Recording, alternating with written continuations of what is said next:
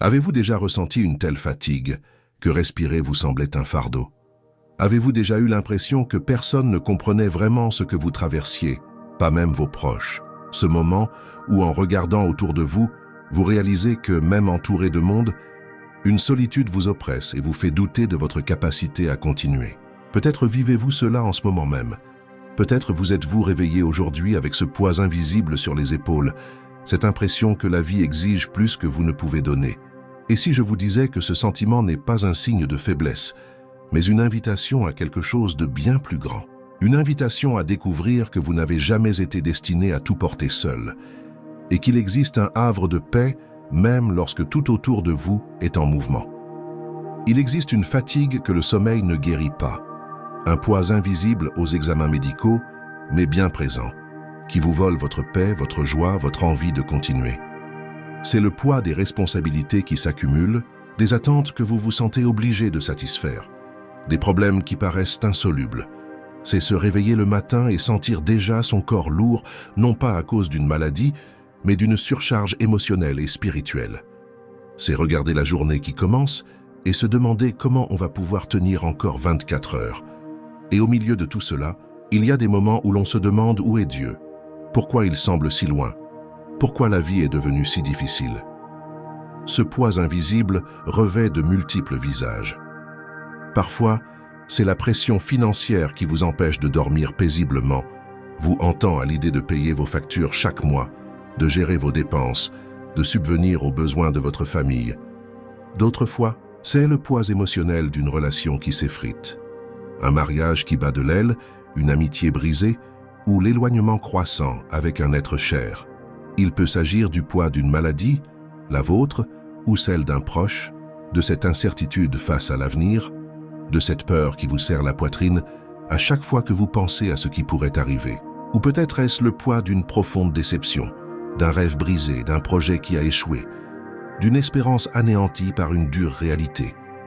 Et vous savez ce qui rend ce fardeau encore plus difficile à porter. C'est la solitude qui l'accompagne.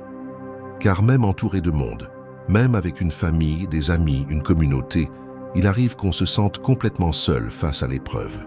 On regarde autour de soi et on a l'impression que personne ne comprend vraiment la profondeur de ce que l'on ressent. Les gens donnent des conseils bien intentionnés, mais superficiels. Ils nous disent d'être forts, d'avoir foi, de croire que ça passera. Et intellectuellement, on est d'accord avec tout ça. Mais émotionnellement, on se sent brisé. Il y a une solitude particulière à porter une douleur qu'on ne peut partager pleinement avec personne. Des luttes intérieures trop difficiles à exprimer. Des peurs qui semblent irrationnelles lorsqu'on tente de les expliquer à voix haute, mais qui sont terriblement réelles lorsqu'on est seul avec ses pensées. Des blessures qui saignent encore quand personne d'autre ne les voit, car on a appris à bien les dissimuler. Et au cœur de cette solitude, on commence à se demander si quelqu'un se soucie vraiment de nous, si quelqu'un nous voit vraiment, si quelqu'un comprend ce que l'on traverse. Mais voici une vérité qui peut tout changer pour vous aujourd'hui. Dieu n'a jamais été absent, pas une seconde, pas même à ce moment où vous avez pleuré seul dans la salle de bain, ne voulant pas que quiconque vous voie faible. Pas même cette nuit où l'angoisse vous a empêché de dormir et où vous avez fixé le plafond jusqu'au lever du soleil. Pas même ce jour où vous avez sérieusement envisagé de tout abandonner, tant le poids des difficultés était insupportable. Il était là, tout près, veillant sur vous, vous soutenant, vous empêchant de vous effondrer complètement. Et plus encore, il développait en vous une force spirituelle insoupçonnée, une capacité dont vous ignoriez même l'existence. Cette chaîne, ce message que vous écoutez en ce moment, n'est pas le fruit du hasard. Rien n'est dû au hasard dans la vie de celui qui sert Dieu. Cela fait partie du plan divin pour vous rappeler que vous pouvez trouver la paix en sa présence, même si le chaos règne autour de vous. C'est un espace où vous pouvez venir apaiser votre âme fatiguée.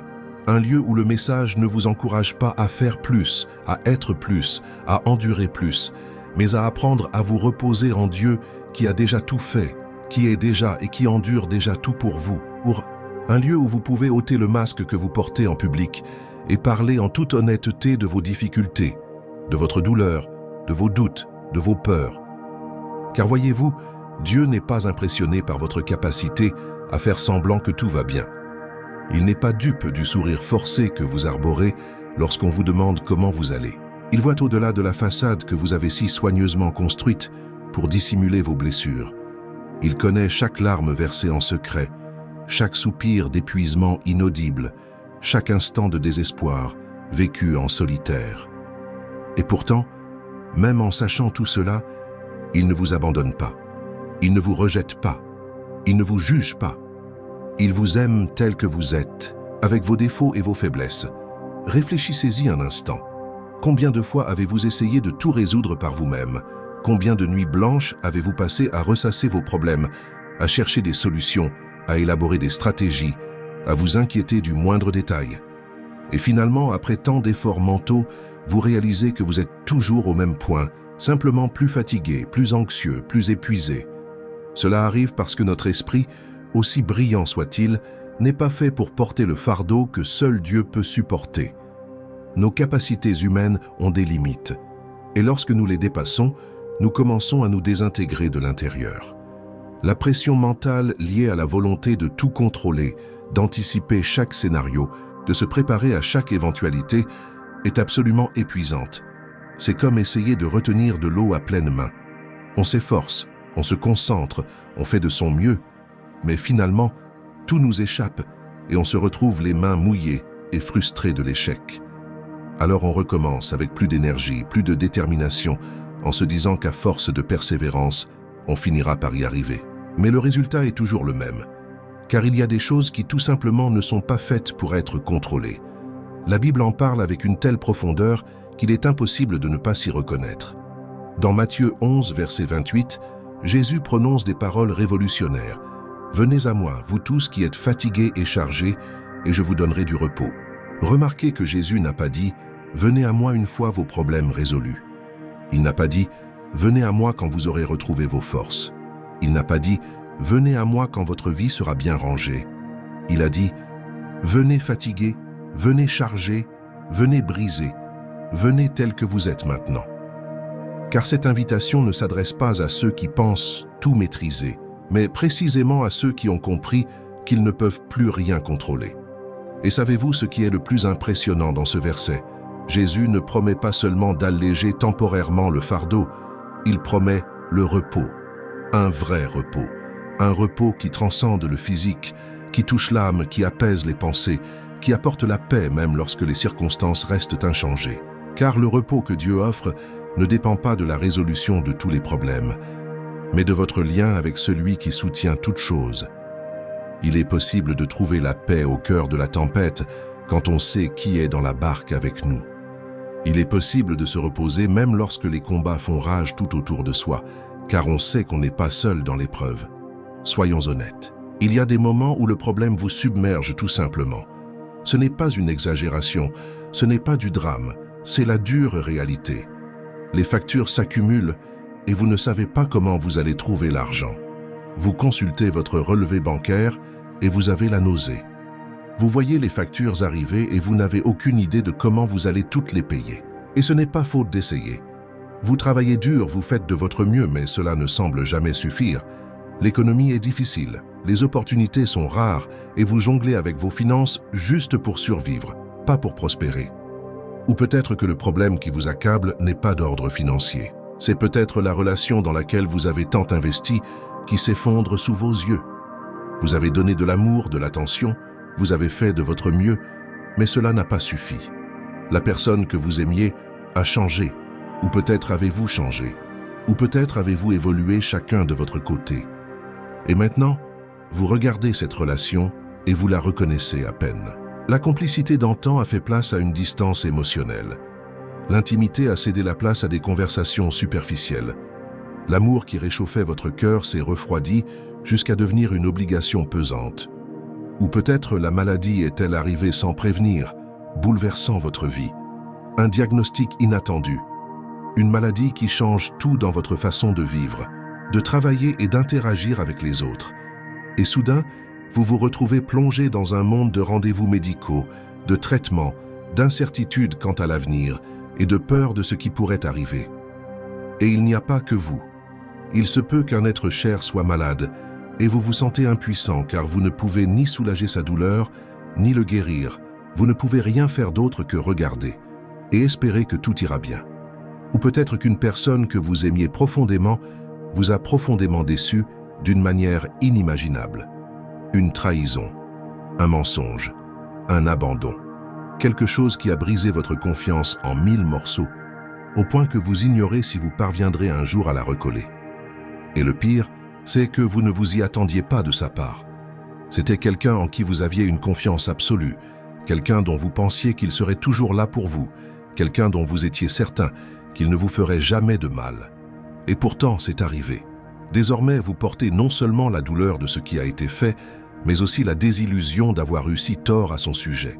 Ou peut-être avez-vous donné le meilleur de vous-même au travail, vous êtes-vous investi corps et âme, avez-vous sacrifié du temps avec votre famille, renoncé à d'autres opportunités, investi toute votre énergie et votre créativité, et pourtant, cela n'a pas suffi.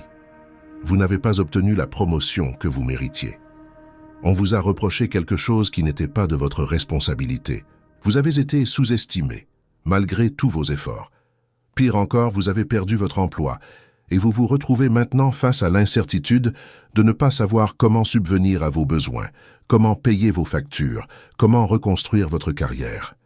Et au milieu de tout cela, il y a ces combats invisibles, ceux qui se livrent dans le silence de votre chambre, quand tout le monde vous croit en sécurité, dans la solitude de vos pensées, quand vous souriez en apparence mais que vous vous effondrez intérieurement, dans l'obscurité du petit matin, quand tout le monde dort et que vous êtes là, face à des démons intérieurs dont personne n'imagine l'existence, luttant contre les pensées d'inadéquation, d'échec, de désespoir, luttant contre la peur qui vous paralyse, l'angoisse qui vous consume, la dépression qui vous accable. Ces fardeaux constants s'accumulent, les uns sur les autres, comme des briques dans un sac à dos. On croit en avoir surmonté un, résolu un problème, allégé un peu le fardeau. Mais voilà qu'un autre surgit, puis un autre, et encore un autre, jusqu'à ce qu'on ne puisse plus distinguer où un problème s'arrête et où le suivant commence, car tout est devenu une masse informe d'anxiété, de peur, d'incertitude, de frustration et d'épuisement. On a l'impression de se battre sur tous les fronts à la fois. Des batailles extérieures contre des circonstances incontrôlables, des batailles intérieures contre ses propres pensées et émotions qui semblent avoir leur propre vie. Et chaque jour qui passe, vous sentez vos forces vous quitter, comme une batterie qui se décharge sans avoir le temps de se recharger. Votre espoir s'amenuise car vous avez vu tant de choses mal tourner que vous vous attendez automatiquement au pire. Votre foi est mise à l'épreuve d'une manière inimaginable, poussée à des limites insoupçonnées, et vous vous demandez combien de temps encore vous pourrez supporter ce rythme, cette pression, ce poids constant qui pèse sur vous. Voici la grande illusion dans laquelle beaucoup d'entre nous tombent. L'erreur qui peut nous coûter notre santé mentale, émotionnelle et spirituelle. Nous pensons devoir tout endurer seuls. Nous croyons qu'être fort signifie ne jamais demander d'aide, qu'être mature signifie tout résoudre sans dépendre de personne, que la foi consiste à cacher ses blessures et à faire comme si de rien n'était, à afficher un sourire et à dire « Amen » en réunion, alors qu'à l'intérieur on crie au secours. Que montrer de la fatigue est un signe de faiblesse spirituelle, comme si les personnes de foi véritable ne se fatiguaient jamais, ne se sentaient jamais submergées, ne luttaient jamais contre le doute et la peur. Alors, nous enfilons un masque soigneusement confectionné. Nous sourions au monde alors qu'à l'intérieur nous pleurons. Nous disons que tout est sous contrôle alors qu'en réalité, tout s'effondre. Nous répondons « Je vais bien, merci » quand on nous demande comment nous allons, même si c'est le mensonge le plus éloigné de la vérité. Nous publions des photos joyeuses sur les réseaux sociaux tout en cachant le chaos qui règne dans nos vies. Nous chantons des louanges à l'église, les mains levées, alors que nos cœurs sont trop lourds pour vraiment prier. Et nous agissons ainsi parce que, d'une manière ou d'une autre, nous avons été convaincus que la vulnérabilité est une faiblesse, qu'admettre nos difficultés est un défaut de caractère, que demander de l'aide est un signe d'incompétence, que montrer nos blessures est un manque de foi. Mais rien n'est plus faux, car Dieu ne vous a jamais demandé cela, jamais. Nulle part dans la Bible, vous ne trouverez Dieu disant que vous devez être fort en permanence, que vous devez tout maîtriser, que vous ne pouvez pas flancher, que vous devez tout endurer seul. Bien au contraire. Le message de Dieu est tout à fait différent. Il affirme que sa force se manifeste pleinement dans votre faiblesse. Dans la deuxième épître aux Corinthiens, chapitre 12, verset 9, Paul partage une parole profonde que Dieu lui a révélée. « Ma grâce te suffit, car ma puissance s'accomplit dans la faiblesse. » Saisissez-vous toute la portée de cette affirmation? Cela signifie qu'il n'y a aucune honte à reconnaître ses limites. Il n'y a pas d'échec à admettre qu'on ne peut plus continuer. Il n'y a pas de défaillance spirituelle à dire à Dieu et à soi-même qu'on a besoin d'aide. Car c'est précisément à ce moment-là, lorsque vous cessez enfin de vouloir être le héros de votre propre histoire, lorsque vous cessez de prétendre avoir des super-pouvoirs et que vous admettez votre humanité avec ses limites, que Dieu peut véritablement intervenir et révéler qu'il a toujours été le véritable soutien de votre vie. Votre faiblesse n'est pas la fin de votre histoire, mais le début de la manifestation de la puissance divine en vous. C'est lorsque vous êtes faible, lorsque vos propres forces vous abandonnent, que la puissance de Dieu peut rayonner le plus clairement à travers vous. Voyez comment Paul a réagi à cette révélation divine. Il n'en a pas eu honte, il n'a pas cherché à dissimuler ses faiblesses. Il a dit « C'est pourquoi je me glorifierai bien plus volontiers de mes faiblesses, afin que la puissance du Christ repose sur moi. C'est pourquoi à cause du Christ je me complais dans les faiblesses, dans les outrages, dans les détresses, dans les persécutions, dans les angoisses. Car lorsque je suis faible, c'est alors que je suis fort. » Il avait compris une chose que beaucoup d'entre nous apprennent encore, que notre faiblesse, reconnue et abandonnée à Dieu, est la porte à laquelle sa puissance surnaturelle peut agir dans nos vies. Alors écoutez-moi attentivement et laissez ceci pénétrer profondément dans votre cœur. Dieu ne s'attend pas à ce que vous enduriez tout seul. Il n'est pas là, les bras croisés, à attendre que vous résolviez tous vos problèmes pour ensuite vous féliciter d'avoir réussi sans lui. Il ne mesure pas votre spiritualité à votre capacité à supporter la pression sans vous plaindre. Il attend que vous reconnaissiez votre besoin de lui, que vous veniez à lui tel que vous êtes, brisé, fatigué, perdu, blessé, vaincu, sans force, et que vous le laissiez agir comme lui seul peut le faire. Car vouloir tout résoudre seul n'est pas de la foi, c'est de l'orgueil déguisé en spiritualité. C'est se croire plus capable qu'on ne l'est réellement. C'est se faire plus confiance qu'à Dieu. La vraie foi, la foi qui plaît à Dieu, la foi qui déplace les montagnes, c'est dire à Dieu avec humilité et sincérité « Je ne peux pas, mais je sais que tu le peux. Je n'ai pas la force, mais tu es fort. Je ne vois pas de solution, mais tu vois ce que je ne vois pas. Je ne sais pas quoi faire, mais je sais que tu le sais. Alors je remets cela entre tes mains et je choisis de dépendre entièrement de toi. » Puisque nous abordons ce sujet avec autant de sincérité et de profondeur, j'aimerais vous demander une faveur, à vous qui regardez cette vidéo. Si ce message vous touche, si vous sentez qu'il correspond exactement à ce que vous aviez besoin d'entendre aujourd'hui, si ces mots résonnent au plus profond de votre âme, faites quelque chose pour moi. Aimez cette vidéo. C'est un geste simple, qui ne prend qu'une seconde, mais qui compte beaucoup. Abonnez-vous à la chaîne et activez les notifications, car c'est un espace où nous pouvons parler librement de nos difficultés. Ici, nul besoin de feindre la perfection, nul besoin de porter un masque, nul besoin de dissimuler ses blessures. Ici, nous parlons ouvertement des difficultés de la vie, des épreuves de la foi, de la manière de continuer à faire confiance à Dieu même quand tout semble aller de travers. Et ensemble, en tant que communauté d'êtres imparfaits aimés d'un Dieu parfait, nous cherchons le repos et le renouveau en sa présence. Cela permet à ce message d'atteindre d'autres personnes qui traversent les mêmes épreuves, qui mènent les mêmes combats, qui ont besoin d'entendre qu'elles ne sont pas seules. Parlons maintenant d'une des plus grandes erreurs que nous commettons sous pression, un schéma destructeur que nous répétons sans même nous en rendre compte. Reporter nos soucis sur nous-mêmes plutôt que sur Dieu. Lorsqu'un problème surgit dans votre vie, petit ou grand, où le portez-vous instinctivement en premier? Si vous êtes tout à fait honnête avec vous-même, c'est probablement dans votre tête. Vous commencez à y penser. Et à y penser encore, et encore. Vous analysez le problème sous tous les angles. Vous passez mentalement en revue chaque détail. Vous imaginez tous les scénarios possibles. Vous élaborez des solutions mentales complexes. Vous planifiez des stratégies. Vous anticipez les obstacles. Vous prévoyez les catastrophes. Votre esprit devient un champ de bataille où 1000 pensées s'affrontent simultanément, chacune criant plus fort que l'autre, chacune exigeant votre attention immédiate. Et plus vous réfléchissez, plus le problème semble grandir, se préciser et atteindre des proportions toujours plus vastes et effrayantes. L'esprit humain possède une capacité incroyable, presque surnaturelle, à transformer une situation difficile mais gérable en une tragédie apocalyptique aux proportions épiques. Il prend un problème réel et concret qui existe objectivement et l'amplifie d'un millier de problèmes imaginaires qui ne se sont même pas encore produits et qui ne se produiront peut-être jamais. Il crée des scénarios d'échecs qui ne sont que de lointaines possibilités et non des réalités garanties. Il anticipe des souffrances qui ne se matérialiseront peut-être jamais. Il érige des prisons mentales de peur et d'anxiété fondées sur des hypothèses, des suppositions et des « et si », et non sur des faits concrets. Et avant même de vous en rendre compte, vous n'êtes plus seulement confronté au problème initial. Vous devez gérer ce problème, mais aussi toutes les versions terrifiantes et catastrophiques que votre imagination a engendrées.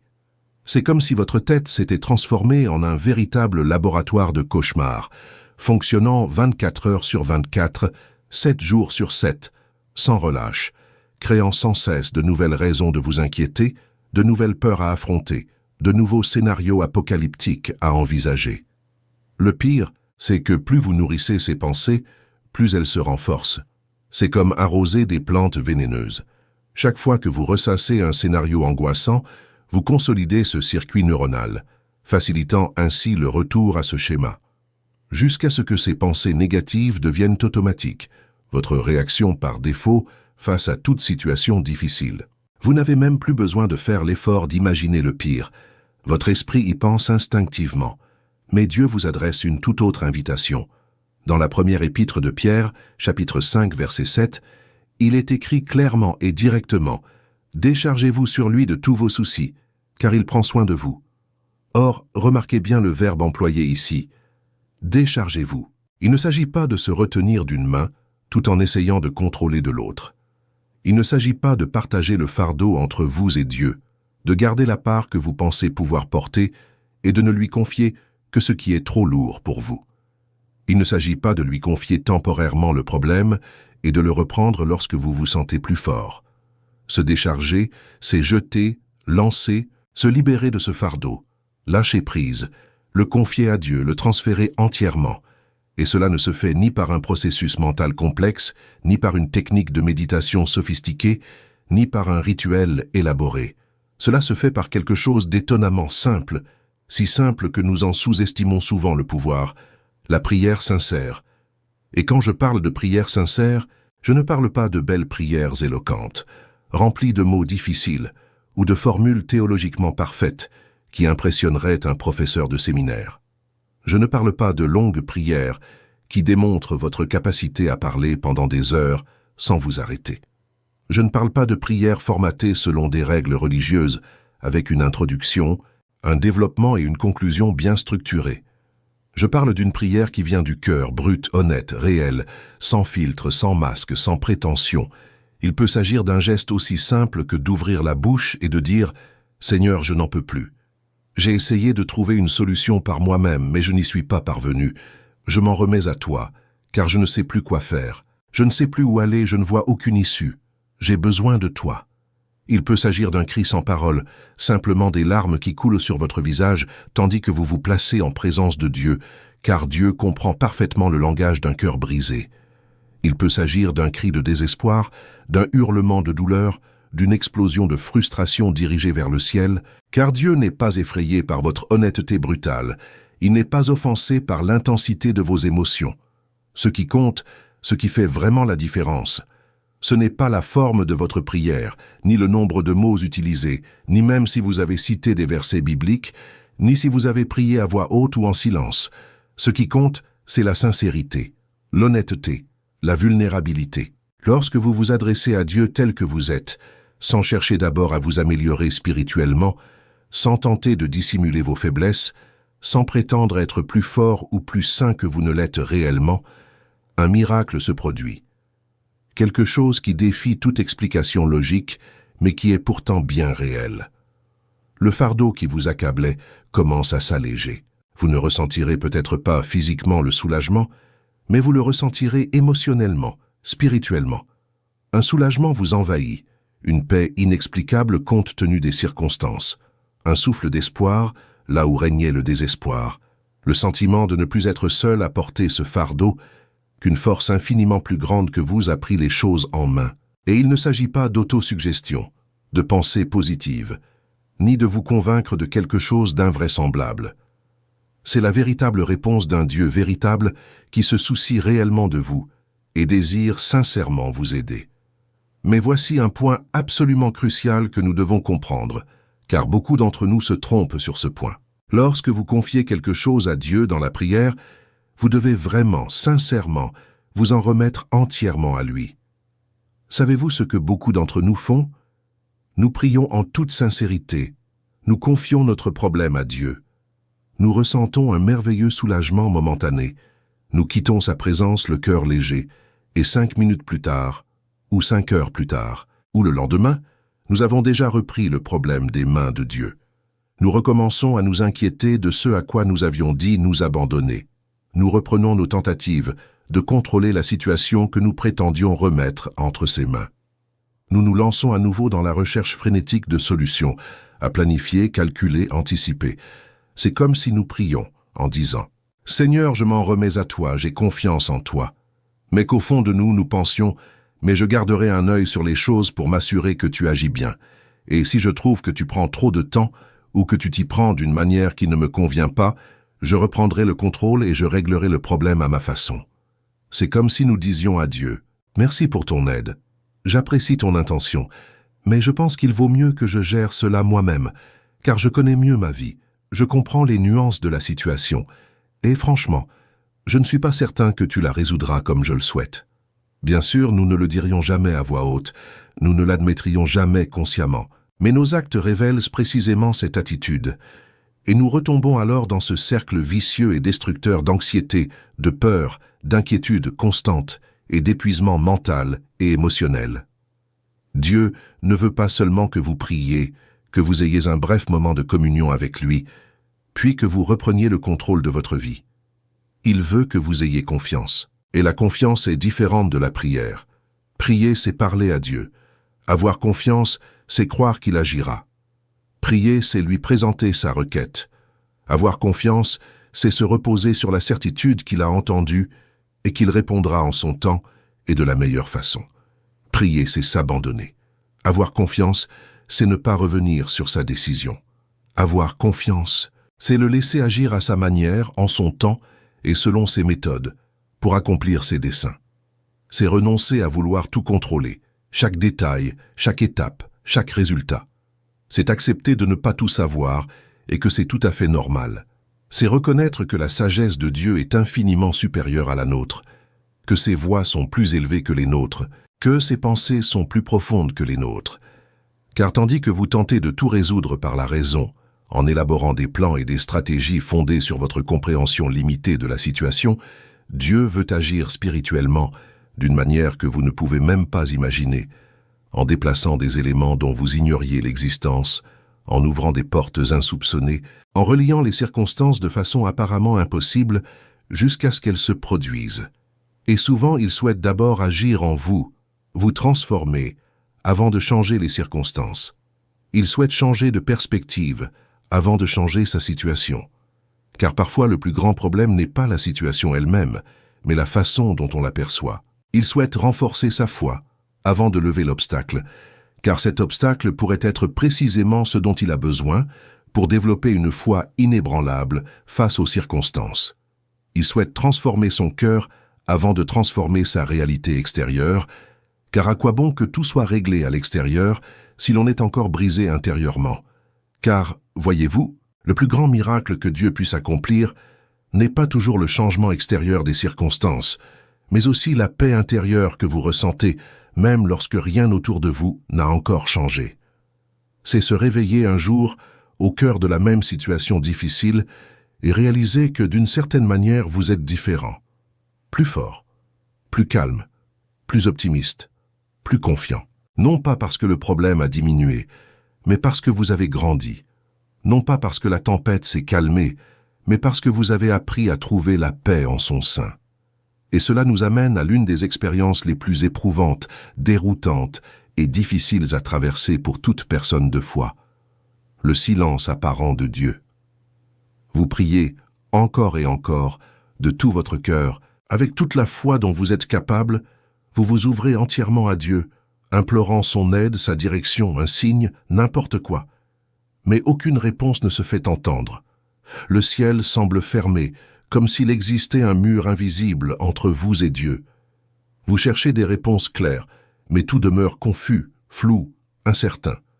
Vous demandez un miracle, un signe que Dieu agit, mais la situation reste inchangée. Jour après jour, semaine après semaine, voire mois après mois. Plus le temps passe sans réponse visible, tangible et concrète, plus les questions fusent. Dieu m'écoute-t-il vraiment? Ou mes prières se heurtent-elles simplement au plafond avant de rebondir? Se soucie-t-il réellement de ce que je traverse? Ou suis-je trop insignifiant pour mériter son attention? Ai-je commis une faute? Un péché non confessé? Une erreur qui a érigé une barrière entre lui et moi? S'est-il éloigné de moi à cause de mes mauvais choix? Ces questions sont réelles, elles sont sincères, elles sont légitimes, et il n'y a absolument rien de mal à les poser. Dieu est assez grand pour comprendre vos doutes, assez fort pour supporter vos interrogations, assez aimant pour ne pas être offensé par votre franchise, même brutale. Même les plus grands hommes et femmes de Dieu mentionnés dans la Bible ont traversé des périodes où ils se demandaient où était Dieu, pourquoi il tardait tant, s'il se souciait vraiment d'eux. David, homme selon le cœur de Dieu, écrivit dans les psaumes avec une honnêteté presque bouleversante. « Jusqu'à quand, Seigneur? M'oublieras-tu pour toujours? Jusqu'à quand me cacheras-tu ton visage? Jusqu'à quand devrais-je lutter contre mes pensées et avoir chaque jour le cœur lourd de chagrin ?» Il ne feignait pas d'aller bien. Il exprimait exactement ce qu'il ressentait, sans filtre religieux, sans chercher à paraître plus spirituel qu'il ne l'était. Job, au cœur de ses souffrances indescriptibles, ayant tout perdu, ses enfants, ses biens, sa santé, a interrogé Dieu à maintes reprises. Il n'a pas accepté passivement son sort. Il a débattu, argumenté, exprimé sa douleur et son désarroi avec force. Et Dieu ne l'a pas puni pour cela.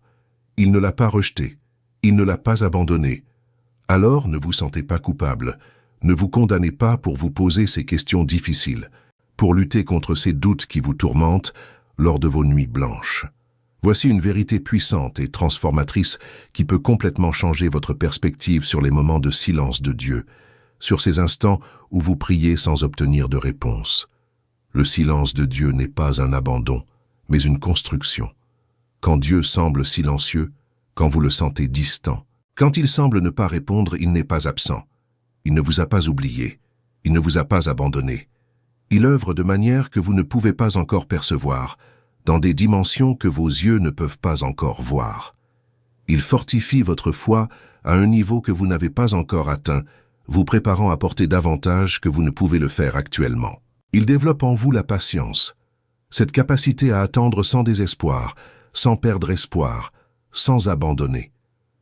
Il forge votre persévérance, cette qualité de continuer même sans résultat visible, de persister même quand il serait plus facile d'abandonner. Il cultive votre maturité spirituelle, cette profondeur de caractère qui ne s'acquiert qu'à travers des épreuves traversées avec sagesse. Cela vous prépare à quelque chose de plus grand que tout ce que vous pouvez imaginer. Une meilleure réponse que celle que vous demandez. Une bénédiction plus abondante que celle que vous envisagez. Un but plus profond que ce que vous comprenez.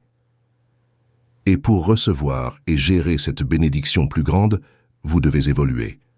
Or, l'évolution exige du temps, un processus et des expériences parfois difficiles qui vous poussent au-delà de vos limites. Réfléchissez au mécanisme de la croissance musculaire, car cela illustre parfaitement ce que j'essaie d'expliquer. Lorsque vous soulevez des poids à la salle de sport, lorsque vous sollicitez vos muscles au-delà de leurs limites habituelles, vous provoquez littéralement des micro-déchirures dans les fibres musculaires. Vous déchirez le tissu musculaire à un niveau microscopique. C'est un processus douloureux et désagréable. Pendant votre entraînement, vous ressentez des brûlures, une gêne, une fatigue intense. Vos muscles tremblent. Vous avez envie d'arrêter. Si vous mesuriez votre force immédiatement après une séance d'entraînement, juste après avoir terminé vos exercices, vous seriez plus faible et non plus fort. Vos muscles seraient fatigués, épuisés, temporairement moins performant qu'avant l'effort. Si vous vous basiez uniquement sur ce résultat immédiat, vous concluriez que l'exercice vous a affaibli au lieu de vous renforcer. Mais vous savez bien que ça ne fonctionne pas comme ça, n'est-ce pas? Car c'est précisément durant cette période de faiblesse apparente que la véritable croissance s'opère en profondeur. Les fibres musculaires endommagées se réparent. Mais pas seulement pour retrouver leur état initial. Elles se reconstruisent, plus fortes, plus épaisses et plus résistantes qu'auparavant. Le corps s'adapte à l'effort fourni, se préparant ainsi à mieux supporter ce type de charge la prochaine fois. Et après quelques jours de récupération, vous constatez que vous êtes capable de soulever des poids plus lourds qu'avant. Le même principe s'applique spirituellement. Lorsque vous traversez une période difficile où Dieu semble silencieux, où vos prières paraissent sans réponse, où vous êtes mis à rude épreuve, c'est comme suivre un entraînement spirituel intense. Ce n'est ni confortable, ni facile, ni agréable. Les résultats ne sont pas immédiats. Et si vous évaluez votre force spirituelle uniquement à l'aune du moment présent, vous risquez de vous sentir plus faible, de constater que votre foi vacille. Mais sous la surface, là où vos yeux ne peuvent voir, quelque chose de profond et de transformateur se construit en vous. Votre capacité à faire confiance à Dieu s'étend bien au-delà de vos limites passées. Votre dépendance envers Dieu s'approfondit, passant du superficiel à l'essentiel, du théorique au pratique. Votre foi est purifiée comme l'or au feu, exposée à une chaleur intense qui élimine toutes les impuretés, toutes les fausses croyances, toutes les motivations ambiguës, ne laissant subsister que ce qui est authentique, pur et vrai. Dans l'Épître aux Romains, chapitre 5, versets 3 à 5, Paul explique ce processus d'une manière qui devrait apporter un immense espoir à quiconque traverse une épreuve.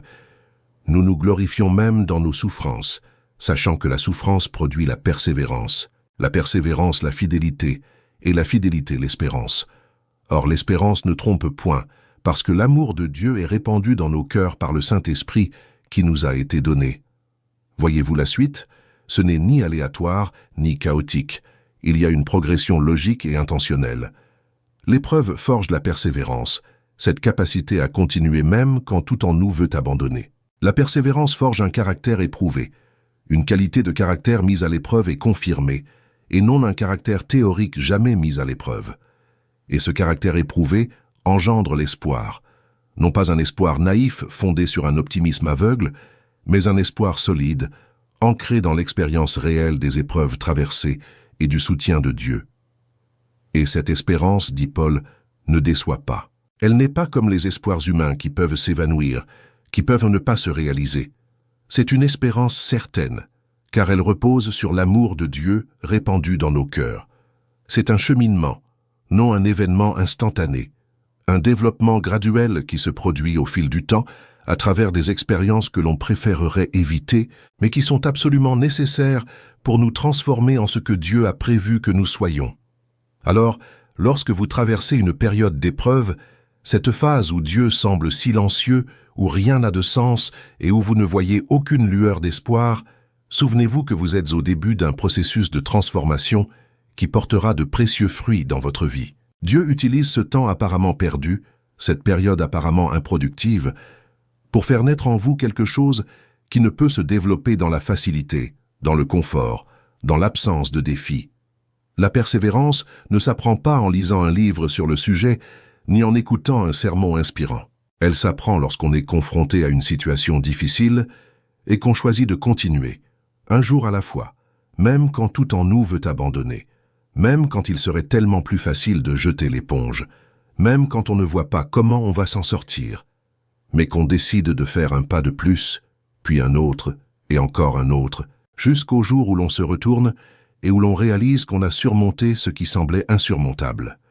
Le caractère ne se forge pas dans le confort, lors de journées paisibles sans pression, sans décisions difficiles à prendre, sans tentation à résister. Il se forge dans les moments de pression extrême, lorsque nos choix ont un prix, lorsqu'il serait plus facile de céder mais que l'on choisit d'agir avec intégrité, lorsqu'il serait plus commode de mentir mais que l'on choisit la vérité, lorsqu'il serait plus profitable de tricher mais que l'on choisit l'honnêteté.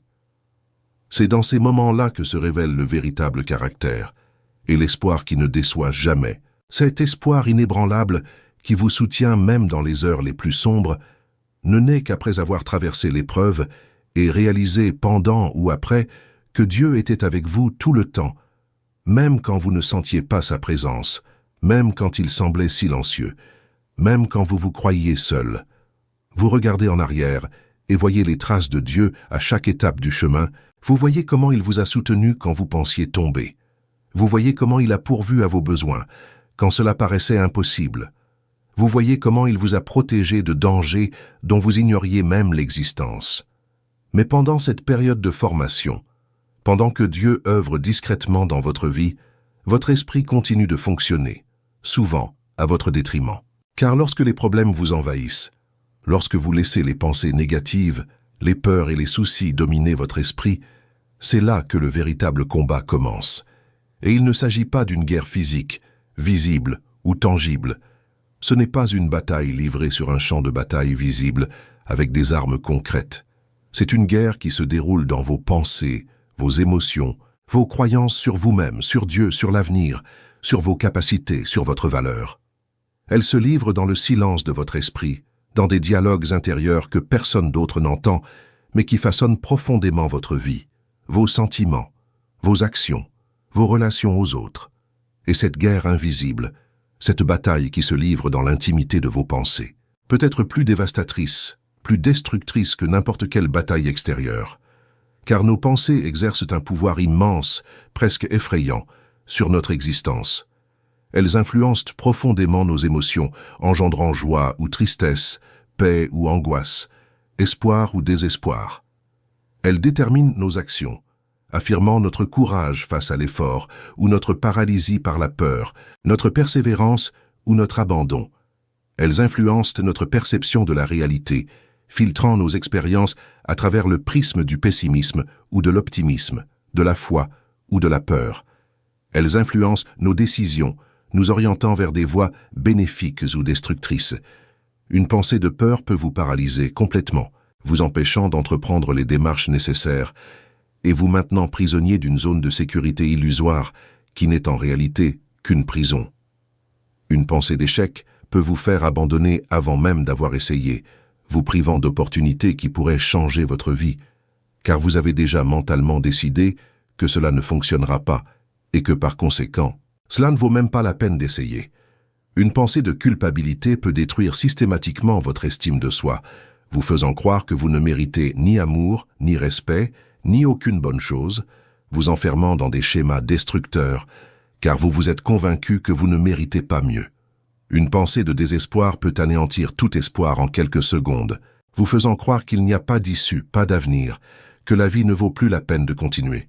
Le pire, le plus dangereux, c'est que nous ne remettons même pas ces pensées en question. Nous acceptons comme vérité absolue tout ce que notre esprit produit, supposant automatiquement que si l'on a pensé quelque chose, alors c'est forcément vrai, si l'on a ressenti quelque chose, alors cela reflète forcément la réalité. Mais la Bible nous enseigne une vérité révolutionnaire, capable de transformer radicalement notre vie sur la manière de mener ce combat intérieur. Dans l'Épître aux Romains, chapitre 12, verset 2, Paul nous livre un enseignement d'apparence simple, mais profondément transformateur.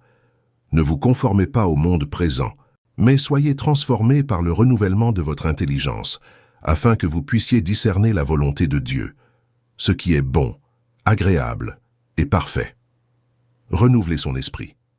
Ces trois mots recèlent un concept révolutionnaire. Ils signifient que votre esprit n'est pas figé, immuable, prisonnier à jamais des schémas que vous avez développés au fil des ans. Ils signifient que vous n'êtes pas esclave de vos pensées actuelles, de vos croyances limitantes, de vos peurs profondément ancrées. Vous pouvez les changer, les renouveler, les remplacer.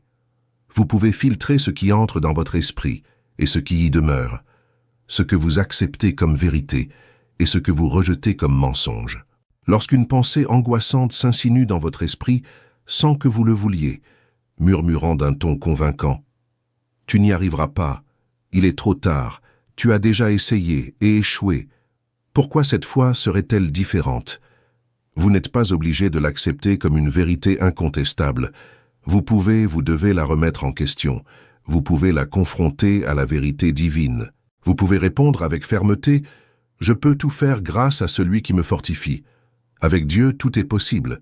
Si Dieu est pour moi, qui sera contre moi? Quand une pensée de rejet murmure sournoisement à votre oreille, personne ne se soucie de toi, tu es remplaçable. Si tu disparaissais, personne ne te remarquerait, tu n'es pas aimé. Vous pouvez lui répondre avec force par la vérité inébranlable de la parole. Dieu m'a tellement aimé qu'il a donné son Fils unique pour moi. Il me connaissait avant même que je sois formé dans le ventre de ma mère. Même les cheveux de ma tête sont tous comptés. Je suis précieux à ses yeux. Quand une pensée de désespoir vous assaille, vous disant « Il n'y a pas d'issue, tu es piégé, il n'y a aucun espoir, tu devrais abandonner car rien ne s'améliorera », vous pouvez affirmer avec conviction la vérité qui terrasse ce mensonge. Pour Dieu, rien n'est impossible. Il ouvre des portes que nul ne peut fermer. Il trace un chemin là où il n'y en a pas. Ses projets pour moi sont bons et non mauvais, afin de me donner un avenir et de l'espoir. Il s'agit d'un renouvellement de l'esprit mis en pratique. C'est apprendre à filtrer activement ses pensées à la lumière de la vérité divine, au lieu d'accepter passivement tout ce qui nous traverse l'esprit comme vrai, simplement parce qu'on l'a pensé. C'est se souvenir consciemment de ceux qui nous accompagnent, surtout dans les moments où l'on se sent le plus seul, le plus abandonné, le plus impuissant. C'est remplacer délibérément les mensonges subtils par des vérités puissantes, les peurs paralysantes par des promesses encourageantes et l'espoir désespéré par un espoir solidement ancré dans la parole immuable de Dieu. Et non, ce n'est pas facile. Cela ne se fait pas automatiquement. Ce n'est pas quelque chose qu'on fait une fois pour toutes et qui est réglé définitivement. Cela exige un effort conscient et constant jour après jour. Cela demande une pratique quotidienne, parfois même à chaque instant, surtout lorsqu'on est sous le feu des attaques.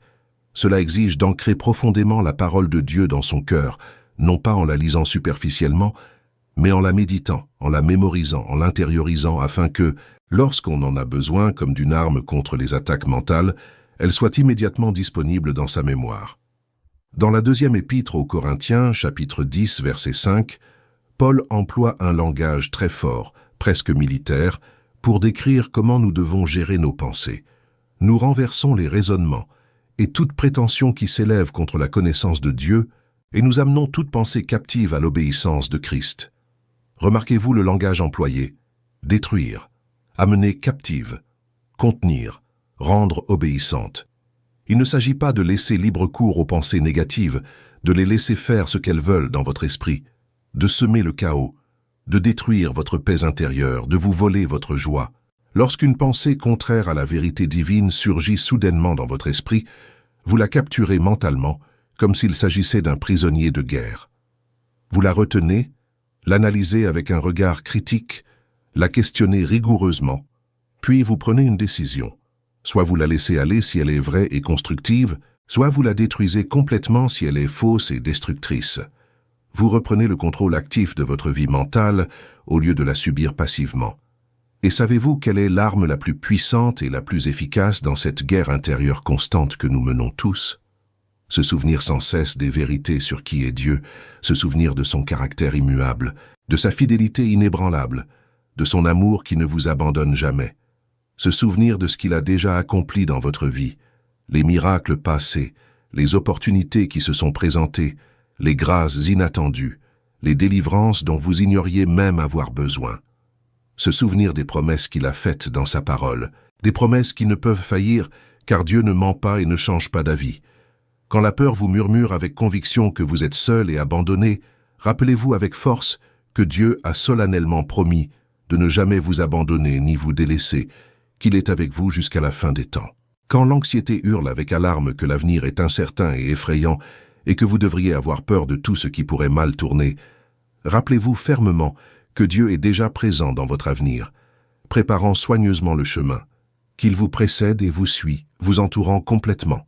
Lorsque le doute vous suggère cruellement que Dieu ne se soucie pas vraiment de vos problèmes, que vous êtes trop insignifiant, que votre souffrance ne compte pas pour lui, souvenez-vous avec force de la croix, la preuve d'amour la plus grande et la plus indiscutable qui ait jamais existé ou qui existera jamais, où Dieu a démontré de manière définitive et indéniable combien il se soucie de vous, combien vous valez à ses yeux, combien il était prêt à payer pour vous racheter. Mais même en faisant tout cela, même en renouvelant activement votre esprit, même en vous souvenant fidèlement des vérités de Dieu, même en luttant courageusement contre les pensées négatives, il y aura toujours des moments, des situations où vous ne comprendrez tout simplement pas ce que Dieu fait. Des moments où les actions de Dieu, ou son apparente absence d'action, vous paraîtront totalement incompréhensibles. Des situations qui sembleront contredire tout ce que vous croyez savoir sur qui est Dieu et comment il agit. Et c'est normal de ne pas comprendre. Car faire confiance à Dieu, même sans saisir pleinement ses desseins, même lorsque ses actions nous semblent illogiques, est l'essence même, le cœur même de la vraie foi. Si vous compreniez tout parfaitement, si chaque action de Dieu était parfaitement logique pour votre esprit humain limité, si vous pouviez prédire et comprendre chacun de ses mouvements, vous n'auriez plus besoin de foi, mais seulement de logique, de raisonnement et de compréhension intellectuelle. Mais Dieu nous appelle à quelque chose de bien plus grand, de bien plus profond que ce que notre entendement limité peut saisir. Isaïe, chapitre 55, versets 8 et 9, présente cette vérité de manière absolument claire et irréfutable. « Car mes pensées ne sont pas vos pensées, ni vos voix mes voix, dit l'Éternel. Autant les cieux sont élevés au-dessus de la terre, autant mes voix sont élevées au-dessus de vos voix, et mes pensées au-dessus de vos pensées. » Dieu agit à une échelle qui dépasse de loin notre compréhension limitée. Il voit l'histoire entière de votre vie, du début à la fin, tandis que nous ne voyons que le chapitre actuel, voire la page actuelle. Il comprend comment chaque événement, même les plus douloureux, contribue à former quelque chose de beau. Il sait quelles leçons vous devez apprendre maintenant et qui seront essentielles pour affronter les défis à venir. Imaginez un instant que votre vie entière soit un immense livre aux centaines de pages, racontant une histoire complexe et magnifique. Vous êtes actuellement, disons, à la page 100. Vous ne voyez que cette page que vous vivez en ce moment. Vous vous souvenez peut-être des pages précédentes, mais vous n'avez aucune idée de ce qui vous attend dans les 200 ou 300 pages suivantes. Vous ignorez quels personnages feront leur apparition, quels rebondissements surviendront, comment les conflits actuels se résoudront, comment tout s'imbriquera à la fin. Mais Dieu, l'auteur de votre histoire, a déjà lu le livre en entier, du début à la fin. Il sait précisément comment chaque chapitre s'enchaîne au suivant. Il sait quelles leçons douloureuses, à la page 100, seront absolument essentielles pour affronter les immenses défis de la page 200. Il sait quel personnage, qui n'apparaît que brièvement et semble insignifiant à la page 100, jouera un rôle absolument crucial et transformateur à la page 300. Il voit l'œuvre complète, l'histoire entière, tandis que vous n'en voyez qu'un fragment. Alors, lorsque vous ne comprenez pas pourquoi Dieu permet une épreuve dans votre vie, lorsque vous ne comprenez pas pourquoi il n'intervient pas comme vous le souhaiteriez, lorsqu'il semble exister une solution évidente et bien meilleure, mais que Dieu ne l'a pas choisie, souvenez-vous humblement que vous agissez avec des informations très limitées, une perspective étroite et une compréhension partielle. Vous observez une pièce isolée d'un puzzle gigantesque et tentez de comprendre l'ensemble en vous basant uniquement sur cette pièce. Mais Dieu possède la boîte où l'image finale est clairement imprimée. Il sait précisément où chaque pièce s'emboîte parfaitement et pourquoi. Il comprend comment cette pièce, qui paraît laide, sombre et insignifiante prise isolément, est en réalité essentielle à la réalisation d'une magnifique partie de l'ensemble. L'histoire de Joseph, vendu comme esclave en Égypte, en est un exemple frappant. Vendu par ses propres frères, ceux-là même qui auraient dû le protéger. Accusé à tort d'un crime horrible qu'il n'avait pas commis. Jeté injustement en prison, où il tomba dans l'oubli. Pendant des années, sa vie lui parut une suite interminable d'injustices brutales et de souffrances imméritées. Si Joseph ne s'intéressait qu'au présent, s'il ne jugeait que d'après les événements qu'il vivait, rien n'aurait de sens. Pourquoi un Dieu bon et juste permettrait-il tout cela? Pourquoi un Dieu censé se soucier des autres laisserait-il un innocent souffrir autant? Où était Dieu quand Joseph était vendu? Où était-il quand il était accusé à tort? Où était-il quand il croupissait injustement en prison? Ce sont des questions légitimes que n'importe qui se poserait. Mais Dieu écrivait une histoire bien plus vaste que ce que Joseph pouvait percevoir dans ces moments sombres. Des années plus tard, lorsque toute la vérité éclata enfin, Joseph devint gouverneur d'Égypte, la deuxième personne, la plus puissante du pays. À ce poste qui semblait inaccessible pendant son emprisonnement, il sauva des nations entières de la famine dévastatrice qui ravageait la région y compris sa propre famille, qui l'avait trahi. Et lui-même, les larmes aux yeux, le reconnut clairement lorsqu'il se révéla enfin aux frères qui l'avaient vendu. « Vous aviez l'intention de me faire du mal, mais Dieu l'a transformé en bien pour accomplir ce qui se réalise aujourd'hui, sauver de nombreuses vies. » Vous vivez peut-être en ce moment même un emprisonnement injuste. Vous vous trouvez peut-être dans une partie de l'histoire qui n'a absolument aucun sens, qui semble cruelle et absurde. Mais Dieu est en train d'écrire quelque chose de plus grand que ce que vos yeux, limités par votre perspective actuelle, peuvent percevoir. Son temps, qui nous paraît souvent trop long, est parfaitement calculé pour des desseins qui dépassent notre soif de réponses immédiates, notre besoin de résolution rapide. Et c'est précisément pour cela que, parce que nous ne voyons pas ce que Dieu voit, que nous ne comprenons pas ce qu'il comprend, que nous ignorons ce qu'il sait, la confiance sans compréhension est si incroyablement puissante. C'est dire à Dieu avec une profonde humilité et une foi authentique, « Seigneur, je ne vois pas ce que tu vois, je ne comprends pas ce que tu fais. Je ne comprends pas pourquoi tu permets cela ou pourquoi cela prend autant de temps. Mais je choisis consciemment de croire, malgré mon incompréhension, que tu es bon, que tu m'aimes vraiment, que tu sais exactement ce que tu fais, que tu as un plan meilleur que tout ce que je peux imaginer. » Le chapitre 3, versets 5 et 6. Des Proverbes nous donnent un enseignement clair, direct et puissant à ce sujet. « Confie-toi en l'Éternel de tout ton cœur et ne t'appuie pas sur ta propre intelligence. Reconnais-le dans toutes tes voies et il aplanira tes sentiers. » Ne vous fiez pas à votre propre intelligence. Cela ne signifie pas pour autant mettre votre cerveau au repos et cesser de penser.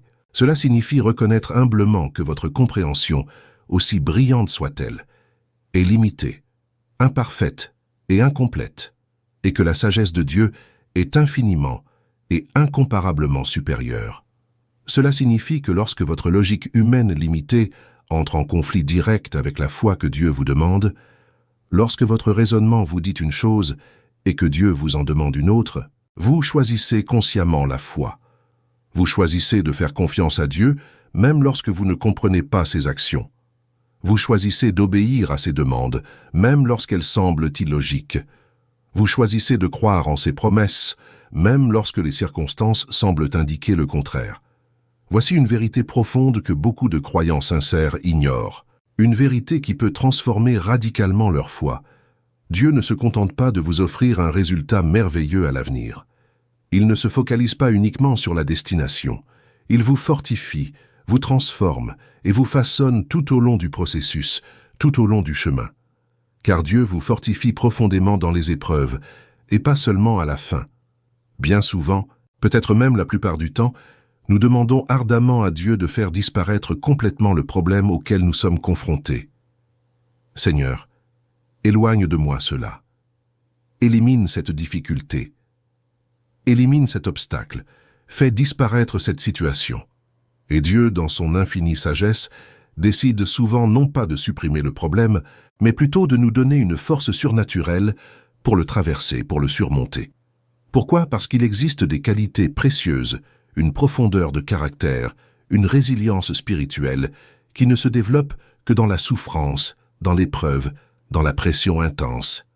Réfléchissez à nouveau à la formation d'un diamant, car cet exemple de la nature recèle une profonde vérité spirituelle. Un diamant ne naît pas diamant, il naît de carbone ordinaire, le même élément qui compose le charbon, le graphite, la matière courante. Mais lorsque ce carbone est soumis à une pression immense, absolument écrasante, et à une chaleur extrême et intense pendant une période prolongée, un phénomène extraordinaire se produit. Sa structure moléculaire se transforme radicalement. Ce qui était ordinaire devient précieux, inestimable, durable et magnifique. Sans ce processus brutal de pression et de chaleur, le carbone reste du simple charbon, une matière commune sans valeur particulière. Mais soumis à la pression et à la chaleur pendant une période suffisamment longue, il se transforme en un diamant éternel, capable de résister à presque tout, et qui reflète la lumière de façon sublime. Ce même principe s'applique à votre vie spirituelle. Les pressions immenses auxquelles vous êtes confrontés actuellement, les difficultés qui semblent insurmontables, l'intensité des épreuves qui vous mettent à rude épreuve, tout cela transforme en vous quelque chose d'ordinaire en quelque chose d'extraordinairement précieux. L'Épître de Jacques, chapitre 1, versets 2 à 4, l'exprime avec une clarté remarquable. « Mes frères et sœurs, considérez comme un sujet de joie complète les diverses épreuves auxquelles vous pouvez être exposés, sachant que la mise à l'épreuve de votre foi produit la persévérance. Mais il faut que la persévérance accomplisse parfaitement son œuvre, afin que vous soyez parfaits et accomplis, sans qu'il vous manque rien. » Remarquez un point crucial dans ce verset. Il ne dit pas si vous rencontrerez des épreuves, mais quand vous en rencontrerez. Les épreuves, les difficultés et les problèmes sont une composante inévitable et incontournable de la vie dans ce monde imparfait. Mais ces épreuves inévitables ont une finalité rédemptrice lorsqu'elles sont traversées avec foi. Elles développent en vous la persévérance, cette précieuse capacité à continuer malgré tout ce qui vous pousse à abandonner. Elles engendrent la maturité spirituelle, cette profondeur qui ne s'acquiert que par l'expérience et non par la théorie. Elles forgent une intégrité éprouvée, un caractère qui a résisté à l'épreuve. Elles vous apportent la plénitude, faisant de vous une personne plus complète, plus équilibrée, plus forte là où vous étiez auparavant vulnérable. La souffrance, lorsqu'elle est vécue avec foi plutôt qu'amertume, lorsqu'elle est filtrée par la présence de Dieu plutôt que par un isolement désespéré, forge une profondeur de caractère qu'on ne peut acquérir autrement. Ceux qui n'ont jamais connu de véritables difficultés, qui ont toujours eu la vie facile, ont tendance à avoir une compréhension superficielle de la vie, d'eux-mêmes, des autres et de Dieu. Ils manquent de profondeur car ils n'ont jamais été contraints de l'explorer en profondeur. Mais ceux qui ont traversé les flammes ardentes et survécu, qui ont franchi la vallée de l'ombre de la mort et en sont sortis indemnes, qui ont affronté des géants terrifiants et ont vécu pour raconter leur histoire, ces personnes possèdent une sagesse qui ne vient pas des livres, une force qui ne vient pas du monde universitaire, une compassion authentique qui ne naît que de l'expérience personnelle de la souffrance, transformée par la grâce de Dieu en une force intérieure. Dieu se sert de cette période incroyablement difficile de votre vie, cette phase que vous voudriez éviter à tout prix, pour forger une version plus forte, plus profonde et plus solide de vous-même. Une version que nul ne peut ébranler, même face à l'adversité. Une version aux racines profondes qui puise l'eau même en temps de sécheresse. Une version qui sait en qui croire et pourquoi, non par ouï-dire, mais par expérience personnelle. Une version plus dépendante de Dieu et moins arrogante, moins sûre de ses propres forces limitées. Et ce n'est pas de la faiblesse au sens où le monde l'entend. C'est en réalité la plus grande force qui soit. Car lorsque vous dépendez de Dieu, lorsque vous êtes unis à lui, vous avez accès à des ressources infinies, illimitées, inépuisables. Mais lorsque vous ne comptez que sur vous-même, lorsque vous ne vous fiez qu'à vos propres capacités, vous êtes gravement limité par vos forces finies, qui finissent inévitablement par s'épuiser. Paul l'avait profondément compris. Dans la deuxième épître aux Corinthiens, chapitre 12, il parle avec franchise d'une écharde dans la chair qui le tourmentait sans cesse. Nous ignorons la nature exacte de cette épine. La Bible ne le précise pas, mais nous savons qu'elle a causé de réelles souffrances à Paul. À 3 reprises, il a imploré Dieu avec ferveur, le suppliant de l'éloigner de cette épine. À 3 reprises, il a crié vers Dieu pour être soulagé. Et savez-vous quelle fut la réponse de Dieu? Non. Dieu a dit non. Mais il ne s'est pas contenté de dire non. Il a dit plus que cela. Il a dit quelque chose de profond. Ma grâce te suffit, car ma puissance s'accomplit dans la faiblesse. La réponse de Paul est absolument révolutionnaire, transformatrice. C'est pourquoi je me glorifierai bien plus volontiers de mes faiblesses, afin que la puissance du Christ repose sur moi. C'est pourquoi, à cause du Christ, je me complais dans les faiblesses, dans les outrages, dans les détresses, dans les persécutions, dans les angoisses. Car lorsque je suis faible, c'est alors que je suis fort. Paul a appris par expérience que sa faiblesse reconnue et acceptée était précisément la voie idéale pour que la puissance transformatrice de Dieu agisse à travers lui. Et cela nous amène à un point absolument essentiel, crucial, que de nombreux croyants sincères s'efforcent intensément de comprendre et de vivre. Comment apprendre à trouver un véritable repos en Dieu même lorsque le problème persiste, lorsqu'il n'est pas résolu? Car, voyez-vous, beaucoup d'entre nous, peut-être la plupart, avons une idée totalement erronée, déformée, de ce qu'est le véritable repos spirituel. Nous croyons à tort que le repos n'est possible que lorsque tout est enfin résolu, lorsque tous les problèmes ont été miraculeusement éliminés, lorsque la vie est paisible, calme, sans turbulence significative. Mais ce n'est absolument pas le repos que Dieu offre. Le repos de Dieu est radicalement différent de la conception humaine du repos. C'est la capacité surnaturelle d'éprouver une paix profonde et authentique au cœur d'une violente tempête. C'est pouvoir dormir paisiblement, même en sachant que d'énormes défis nous attendent demain. C'est ressentir une joie sincère et spontanée, même lorsque les circonstances objectives ne sont pas idéales, ni celles que l'on souhaiterait. C'est garder espoir, même lorsque la situation n'a pas encore changé, ne s'est pas encore visiblement améliorée. Ce repos que Dieu offre ne dépend aucunement de conditions extérieures favorables, ni du bon déroulement des choses. Il repose entièrement sur une confiance intérieure inébranlable, profondément ancrée dans la nature de Dieu et non dans les circonstances. Jésus l'a démontré avec une force incroyable dans l'Évangile, selon Marc chapitre 4. Les disciples traversaient la mer en barque lorsqu'une violente tempête s'est soudainement levée. D'énormes vagues s'écrasaient avec violence contre la barque. L'eau s'engouffrait à toute vitesse. Il courait un danger réel et concret de couler et de mourir. Et où était Jésus pendant tout ce chaos terrifiant? Il dormait profondément, paisiblement à la poupe, en toute sérénité, tandis que les disciples, pêcheurs expérimentés qui connaissaient bien cette mer, étaient pris de panique à l'idée de mourir. Jésus restait calme. Non pas qu'il fût indifférent à ce qui se passait, mais parce qu'il savait parfaitement et avait une confiance absolue en celui qui était maître de tout. Lorsque les disciples, désespérés, le réveillèrent enfin en criant « Maître, cela ne te fait rien que nous périssions », il apaisa la tempête déchaînée d'un seul mot. Un seul mot et toute la fureur de la nature s'apaisa instantanément. Puis, il posa une question révélatrice et profonde aux disciples terrifiés. « Pourquoi avez-vous si peur? N'avez-vous toujours pas la foi ?» Percevez-vous la leçon profonde qui se cache derrière ce message? Jésus ne disait pas qu'ils ne devaient pas s'inquiéter de la tempête. Elle était objectivement réelle et véritablement dangereuse. Mais même si elle faisait rage autour d'eux, menaçant de les anéantir, ils auraient pu se reposer, trouver la paix, car Jésus était dans la barque avec eux. Sa présence a-t-elle atténué la menace de la tempête? Pas nécessairement au sens physique du terme. Mais elle a rendu l'issue certaine, car celui qui commande même au vent et aux vagues était là, à leur côté. Et il est aussi dans votre barque en ce moment.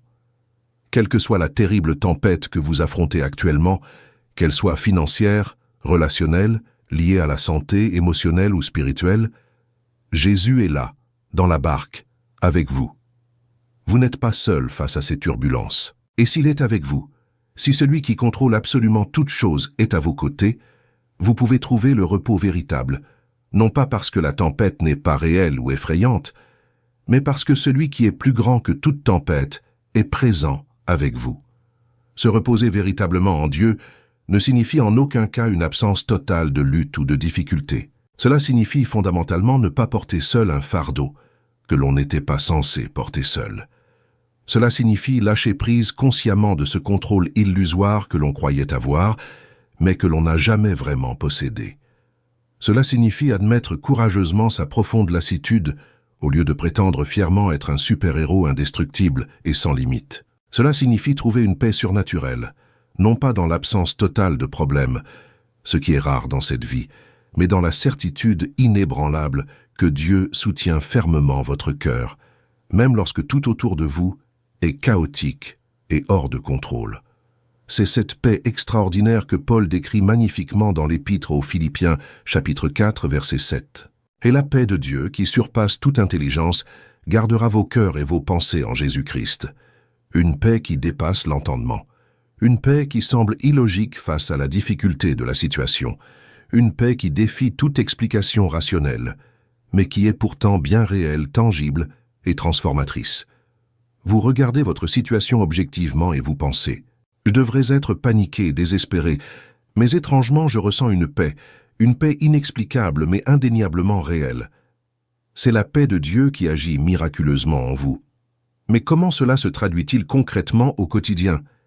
Comment trouver un véritable repos lorsqu'on est encore en plein cœur d'une lutte intense? Tout d'abord, il faut choisir consciemment et intentionnellement de lâcher prise sur ce contrôle illusoire que l'on croit exercer. Chaque jour, parfois plusieurs fois par jour lorsque l'anxiété revient, il faut se le rappeler délibérément, et même le déclarer à voix haute si nécessaire, « Je ne maîtrise pas tout, et c'est parfaitement normal. Dieu, lui, est maître de tout, et il est infiniment plus compétent que moi. » Deuxièmement, vous devez sincèrement avouer à Dieu votre profonde lassitude, sans honte ni culpabilité.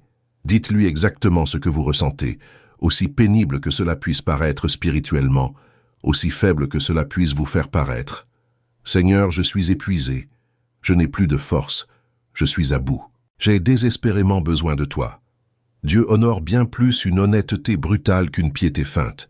Troisièmement, choisissez consciemment de vous concentrer avant tout sur le caractère immuable de Dieu plutôt que de vous focaliser de manière obsessionnelle sur le problème changeant. Rappelez-vous régulièrement qui il est, et non seulement ce que vous attendez de lui. Souvenez-vous de ce qu'il a déjà accompli dans votre vie, les miracles passés, les bienfaits inattendus. Souvenez-vous des promesses précises qu'il a faites dans sa parole et qui demeurent vraies, quelles que soient les circonstances. Quatrièmement, vous pratiquez la gratitude intentionnelle, même au cœur des difficultés actuelles. Il ne s'agit absolument pas de nier la douleur que vous ressentez, ni de faire comme si le problème n'existait pas. Il s'agit de choisir délibérément de voir aussi les aspects positifs qui persistent, même au milieu de la tempête. Il s'agit de remercier consciemment pour la vie, pour cette nouvelle opportunité, pour ne pas être complètement seul, pour la présence constante de Dieu à vos côtés. La gratitude authentique transforme profondément votre perspective. Elle ne fait pas disparaître le problème comme par magie, mais elle empêche surtout qu'il n'accapare toute votre attention et votre énergie mentale. Mais la vie ne s'arrête pas patiemment pendant qu'on apprend à se reposer. Il faut prendre des décisions importantes rapidement, s'acquitter avec diligence des responsabilités urgentes et faire des choix difficiles avec détermination. Et voici une autre difficulté majeure. Comment prendre des décisions judicieuses sous une pression intense sans s'effondrer? Car les décisions prises à la hâte, dans un état de panique aiguë, d'anxiété extrême ou d'épuisement émotionnel profond, sont rarement, voire jamais, de bonnes décisions. Mais comment prendre une décision sereine sous une pression immense et accablante? Il faut d'abord bien comprendre que la précipitation anxieuse et l'urgence émotionnelle aiguë ne sont pas forcément synonymes d'importance réelle et objective. Nombre de choses semblent extrêmement urgentes simplement parce que votre anxiété est très forte, alors qu'en réalité, elles peuvent raisonnablement attendre. Ainsi, avant de prendre une décision importante, surtout irréversible, demandez-vous honnêtement, est-ce vraiment nécessaire de décider maintenant, immédiatement, ou mon anxiété crée-t-elle artificiellement une fausse urgence? Se donner le temps de réfléchir clairement, lorsque c'est réellement possible, relève de la sagesse pratique et non de la lâcheté. Deuxièmement, il est absolument essentiel de réduire considérablement le tumulte mental avant de prendre une décision importante. Comment y parvenir concrètement? Par la prière sincère, la méditation paisible sur la parole et même par des activités physiques saines, reconnues pour apaiser un esprit agité. Lorsque votre esprit est trop bruyant, envahi par un flot incessant de pensées chaotiques, vous ne pouvez tout simplement pas entendre votre propre sagesse intérieure, et encore moins discerner la voix subtile de Dieu. Cultivez donc intentionnellement des moments de véritable silence, de calme profond, où vous pourrez penser avec une clarté réelle.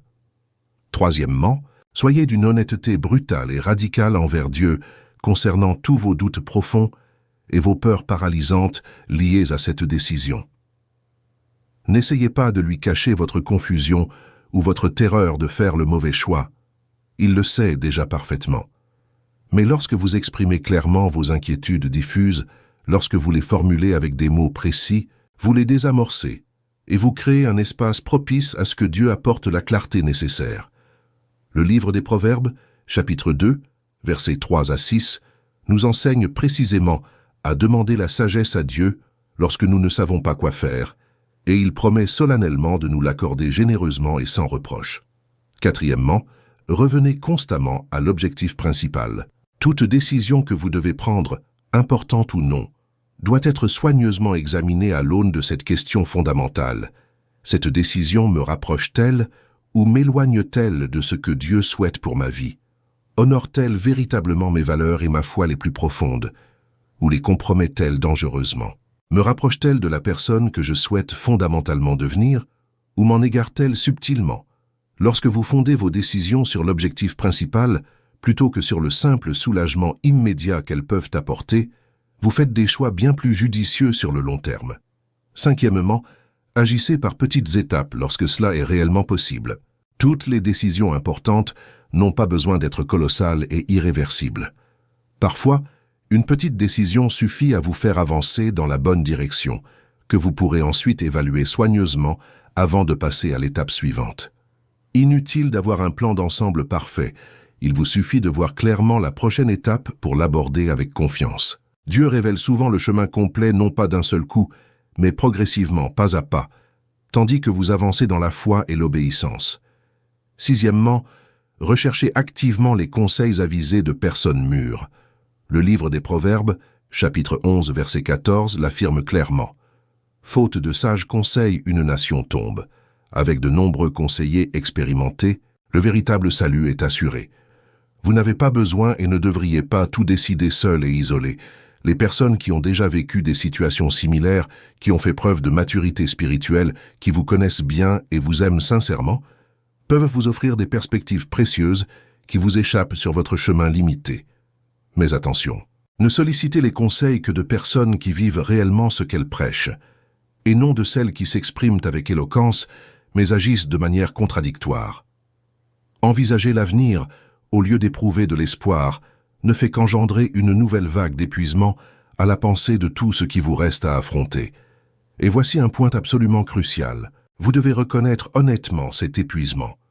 Vous devez cesser de l'ignorer obstinément, de le dissimuler, de prétendre que tout va bien, alors que ce n'est manifestement pas le cas. Car Dieu n'est pas impressionné par votre capacité à endurer héroïquement jusqu'à l'épuisement total. Il se soucie profondément de votre bien-être général, et parfois, la chose la plus spirituelle et la plus sage que vous puissiez faire est de reconnaître humblement vos véritables limites, et de vous reposer véritablement, non seulement physiquement, mais aussi émotionnellement et spirituellement. Élie, l'un des plus grands et des plus puissants prophètes d'Israël, atteignit un tel point d'épuisement qu'il demanda ardemment à Dieu de le laisser mourir. Il venait de remporter une victoire spirituelle absolument monumentale sur le mont Carmel, mais terrorisé par Jézabel, il s'enfuit et s'effondra physiquement et moralement. Et que fit Dieu avec compassion? Il ne le réprimanda pas sévèrement pour sa faiblesse. Il ne lui fit pas la morale sur la foi. Avec amour, il envoya un ange le nourrir avec soin et veiller à ce qu'il dorme paisiblement.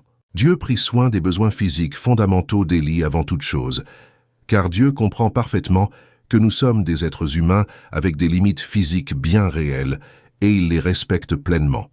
Alors, si vous êtes profondément, désespérément fatigué en ce moment, écoutez bien ceci. Il n'y a aucune honte à être complètement épuisé. Il n'y a aucun défaut à avoir désespérément besoin de repos. Il n'y a aucune faiblesse spirituelle à reconnaître honnêtement que vous n'en pouvez plus. Il y a de la sagesse à s'arrêter avant de s'effondrer complètement. Il y a du courage à admettre sa vulnérabilité. Il y a une porte ouverte pour que Dieu puisse entrer puissamment en vous et vous restaurer d'une manière que vous ne pourriez pas faire par vous-même.